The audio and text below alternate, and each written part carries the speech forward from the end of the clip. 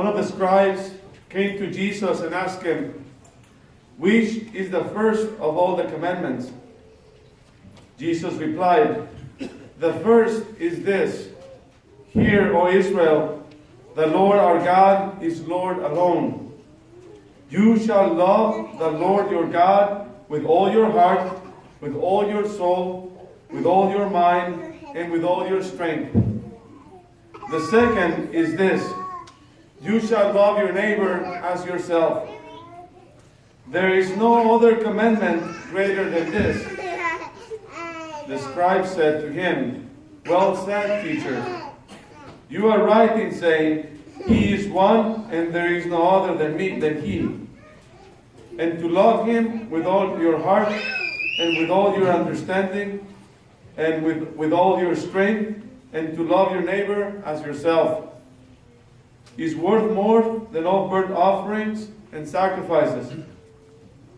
And when Jesus saw that he answered with understanding, he said to him, "You are not far from the kingdom of God." And no one dared to ask him any more questions. The Gospel of the Lord.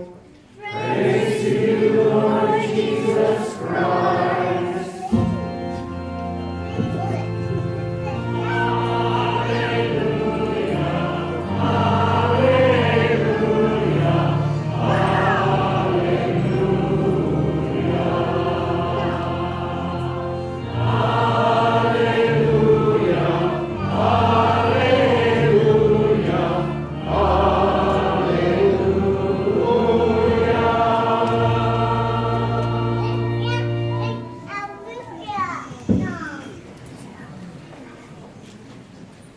Allow me to say that I love old people.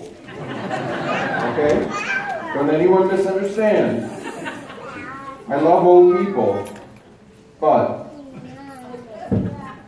I go to a lot of parishes and all I got is old people. Since we started this Mass, I've been hearing the sounds of young life. And it's just such a lovely sound. So let's be grateful for the young life amongst us. Now, today is your feast day. Congratulations. It should always be celebrated well in every parish church. I always love doing that as a pastor. By the way, speaking of as a pastor, I know that it takes a whole host of people to run a parish. It takes good liturgical ministers. It takes good maintenance men and women. It takes office workers, liturgists, catechists. And seldom do things fly really straight and true unless we have a good handle on that. So let's all say thank you to our very fine pastor, Father Juan Carlos.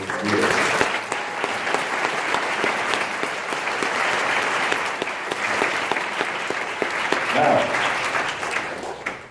I believe it was a very special holiday earlier this week to the young people known as Halloween. Did anyone dress up? I had a feeling. Okay. I did not, although I was dressed up as a priest.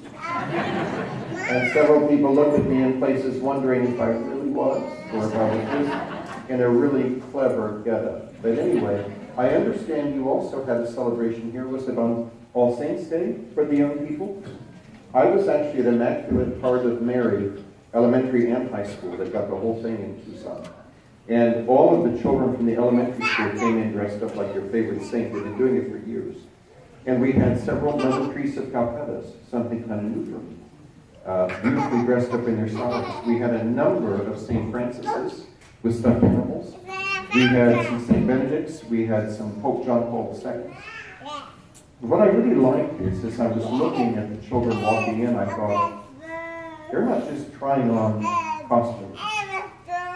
They're trying on holiness for some.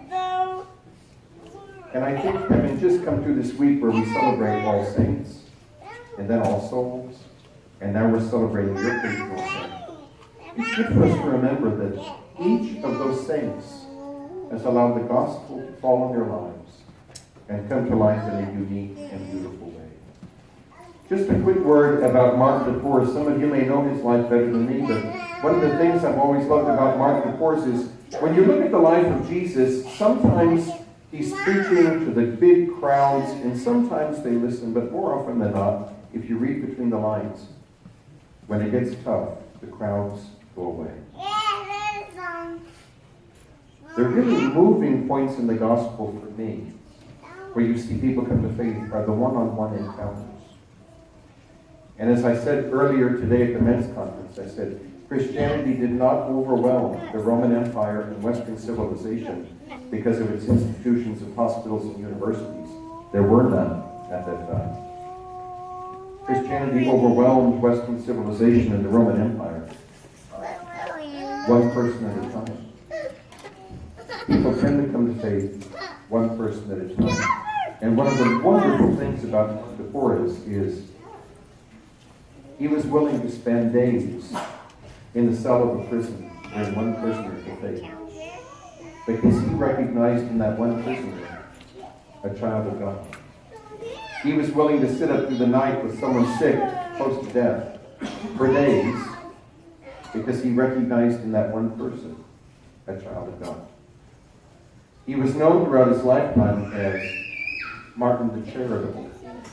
And he took that gospel call to charity, which, by the way, is almost 20% of the New Testament. People get upset about all kinds of things in the church. Seldom do I hear them say, we're not being charitable enough. And yet, a fifth of it is all about care for the poor. He took that and allowed the gospel to land on him, come to life in ways that have moved people for centuries. So that's your patron saint.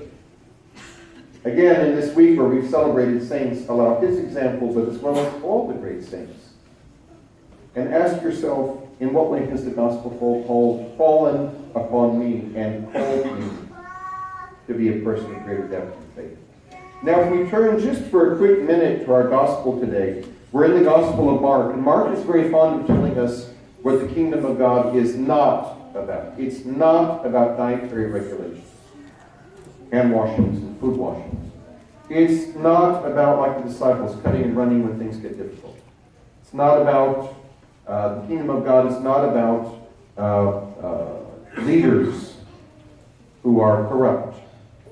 It's not about Judas who will betray someone that he loves. There's about 10 or 15 things Mark goes through. The kingdom of God in these chapters is not about. Finally, someone comes to him with integrity. Not to trip him up, if you read the gospel, but with real integrity. And this man comes to him and says, what is the kingdom of God about? And you know, sometimes we think it's complicated, but the truth is, it's both powerfully complicated and childishly simple. I actually had a friend in the seminary years ago, and he was several years ahead of us, and we were talking about some theological point, complex, to comprehend, hard to. And he said, yes, that's all very good and fine, but when you're in trouble, when life has dealt you a real blow, and you're down, you're going to get down on your knees by your bed and pray that Hail Mary exactly the way Mom taught you to when you were 3 years old. And you're going to be glad you've done it. And I think of that every time we have this gospel reading, because when Jesus says, you want to know what the kingdom of God is about? And he quotes from Deuteronomy, our first reading today, love the Lord with all your heart, your soul, your strength, and your mind. Did you know that that was the prayer that the Jewish people taught their child? It was the first thing they taught them. And the faithful Jew prayed that prayer every day. It was sort of like me telling you to pray that Hail Mary. He took something unique from their childhood. Love the Lord your God with all your soul, all your heart, all your mind, and all your strength. And then he links it with a line from Leviticus. And love your neighbor as yourself. Many of us think that Jesus was unique in this, but actually there was a rabbi alive in his day by the name of Hillel, a very famous rabbi, who did the same thing. He also linked these together. And Hillel would say in his writings, love the Lord your God with all your strength, your heart, your mind, and your soul, and love your neighbor as yourself. That is the scriptures. And the rest is pretty much commentary. Does that mean it's easy? No. I get pulled into parish situations, diocesan situations, and even national situations where people can't agree on what it means to love. And both sides are convinced they're right. So sometimes to really love your neighbors yourself is a challenge.